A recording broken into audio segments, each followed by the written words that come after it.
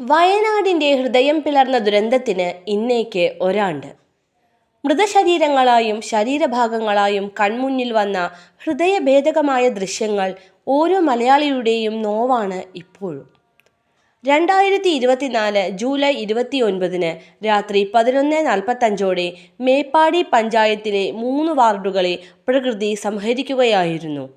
പുഞ്ചിരിമട്ടം മുതൽ ചൂരൽമല വരെ 8 കിലോമീറ്ററിൽ 8600 സ്ക്വയർ മീറ്റർ വിസ്തൃതിയിൽ ദുരന്തം വ്യാപിച്ചു. വനറാണി എസ്റ്റേറ്റിനോട് ചേർന്ന വനമേഖലയിലാണ് ഉരുൾപൊട്ടൽ ഉണ്ടായത്. മലവെള്ളം കുത്തിയൊലിച്ച് മരങ്ങളും കൂറ്റൻ പാറകളുമായി പുഞ്ചിരിമട്ടത്ത് അടിഞ്ഞു. പൊട്ടാനിരിക്കുന്ന ഒരു വലിയ അണക്കെട്ടിൽ വെള്ളം കൂടിവരും പോലെയായി പുഞ്ചിരിമട്ടം. പുഞ്ചിരിമട്ടത്ത് തങ്ങി നിന്ന പാറക്കെട്ടുകളും മരങ്ങളും വലിയ ശബ്ദത്തോടെ പൊട്ടി. പുഞ്ചിരിമട്ടത്തും മുണ്ടക്കൈയിലും കൂട്ടനിലവിളി ഉയർന്നു. 298 മരണം ഔദ്യോഗികമായി സ്ഥിരീകരിച്ചു.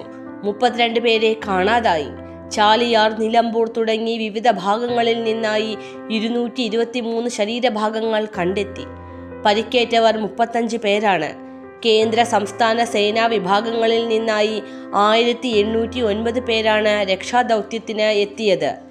ദുരന്തമുഖത്ത് നിന്ന് രക്ഷപ്പെട്ടവരും ഉറ്റവരെ നഷ്ടപ്പെട്ടവരുമായി 100 കണക്കിന് പേരാണ് ഇപ്പോഴും ദുരന്തമേൽപ്പിച്ച മാനസിക ആഘാതത്തിൽ നിന്ന് മുക്തരാകാതെ ജീവിക്കുന്നത്. മുണ്ടക്കൈ, അട്ടമല, പുഞ്ചിരിമട്ടം പ്രദേശത്ത് ഒറ്റപ്പെട്ടു പോയവരെ അതിവേഗം രക്ഷിക്കാൻ ചൂരൽമലയിൽ സൈന്യം നിർമ്മിച്ച ഉരുക്കുപാലം രക്ഷാദൗത്യത്തിൻ്റെ നാഴികക്കല്ലായി.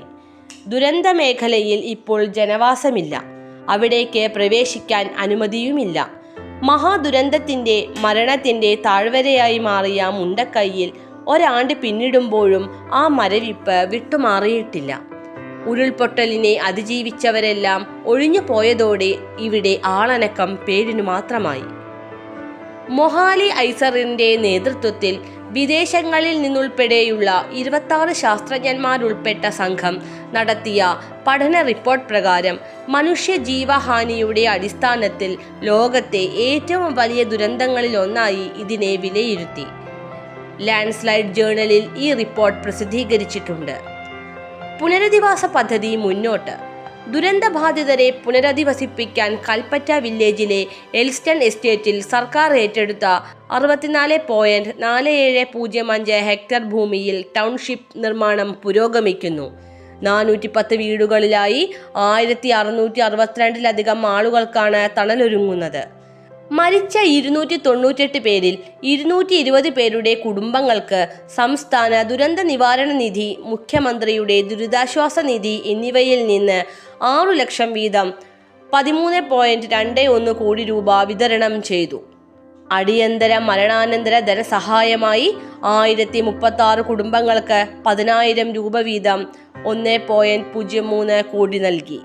കേന്ദ്രത്തോട് 2221 കോടിയുടെ സഹായം ആവശ്യപ്പെട്ടെങ്കിലും ദീർഘകാല വായ്പയായി 535 കോടിയും ദുരന്ത നിവാരണത്തിന് ചെലവഴിച്ച 235 കോടിയുമാണ് ലഭിച്ചത്.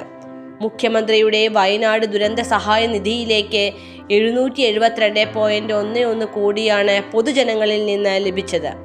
എല്ലാം നഷ്ടമായ മനുഷ്യരെ ചേർത്തുപിടിച്ച് മലയാളി വീണ്ടും മാനുഷികതയുടെ പര്യായമായി മാറി. എന്നാലും ദുരന്തബാധിതർക്ക് ഇന്നും സർക്കാർ പ്രഖ്യാപിച്ച വീട് ഒന്നുപോലും പൂർത്തിയാകാത്തതിനാൽ കയറിക്കിടക്കാൻ സ്വന്തം വീട് ആയിട്ടില്ല. മലയാളം പൾസ്.